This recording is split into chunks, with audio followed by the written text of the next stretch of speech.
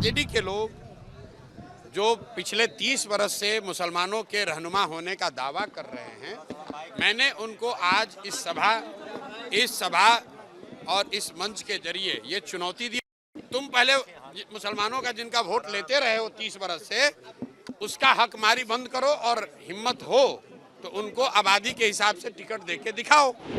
अगर वो स्वीकार कर लें तो बिल्कुल जो मुस्लिम उम्मीदवार को खड़ा करेंगे, हम लोग वहाँ मुस्लिम नहीं लड़ाएंगे। अगले साल 2025 में जनसुराज का मुख्यमंत्री बनेगा, जनसुराज की सरकार बनेगी, उसमें इफ बट किंतु परंतु मत रखिए।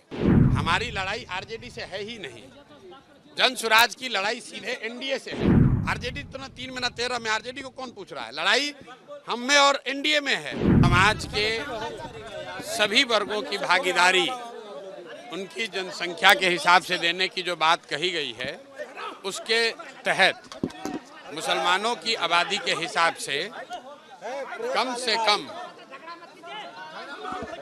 कम 40 विधानसभा सीटों पर मुसलमान समाज के काबिल लोगों को चुनाव लड़ाने का ऐलान पहले से किया गया है। और ये जो जनसुराज में पहले से अन्य वर्गों के लिए बात कही गई है, उसके अनुरूप है, ये कोई अलग नहीं है।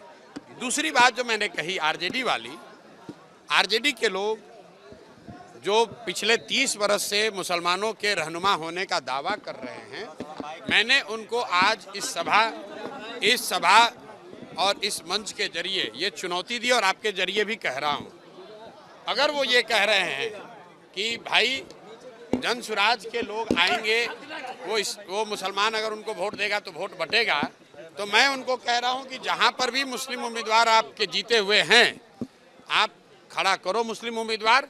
हम वहां मुस्लिम नहीं लड़ाएंगे, हम वहां हिंदू लड़ा लेंगे, कोई बात नहीं है।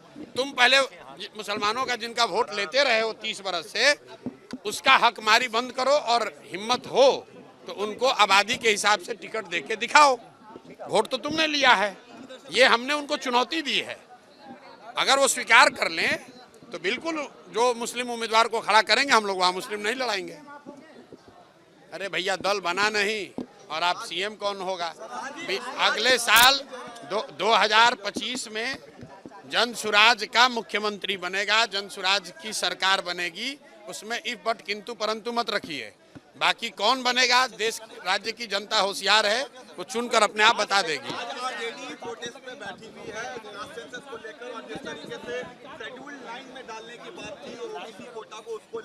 भाई, आरजेडी को जो करना है करे, हमारी लड़ाई आरजेडी से है ही नहीं, जनसुराज की लड़ाई सीधे एनडीए से है।